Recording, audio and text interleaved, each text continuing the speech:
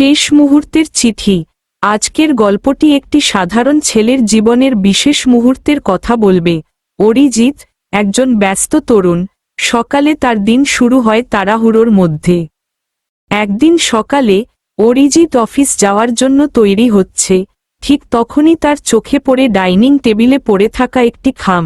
খামের ওপর বড় অক্ষরে লেখা অরিজিতের জন্য। লেখাটি তার বাবার হাতের লেখা। অরিজিৎ চমকে যায়। তার বাবা প্রায় 5 বছর আগে মারা গেছেন।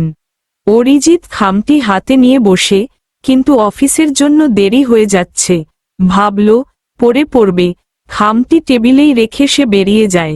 বাইরে যাওয়ার পথে গাড়ি চালাতে চালাতে তার বাবার স্মৃতি মনে পড়ে। অরিজিৎ জানত, তার বাবা সব সময় চিঠি লিখতে ভালোবাসতেন, ফোন বা মেসেজ নয়। কাগজে লেখা কথাগুলোর মধ্যে যেন তার বাবার অনুভূতিগুলো আরও গভীরভাবে ধরা পড়ত। রাতে বাড়ি ফেরা। দিনের কাজ শেষে অরিজিৎ বাড়ি ফিরে চিঠিটা হাতে নেয়।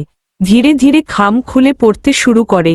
চিঠির শুরু হয়েছিল এইভাবে, প্রিয় অরিজিৎ, যখন তুমি এই চিঠি পড়বে, আমি হয়তো তোমার সঙ্গে আর থাকব না, কিন্তু আমার কথা যেন ভুলে না যাও। আমি সব সময় চাইতাম তুমি জীবনে সফল হও, তবে কখনো নিজের স্বপ্নগুলো হারিয়ে ফেলো না।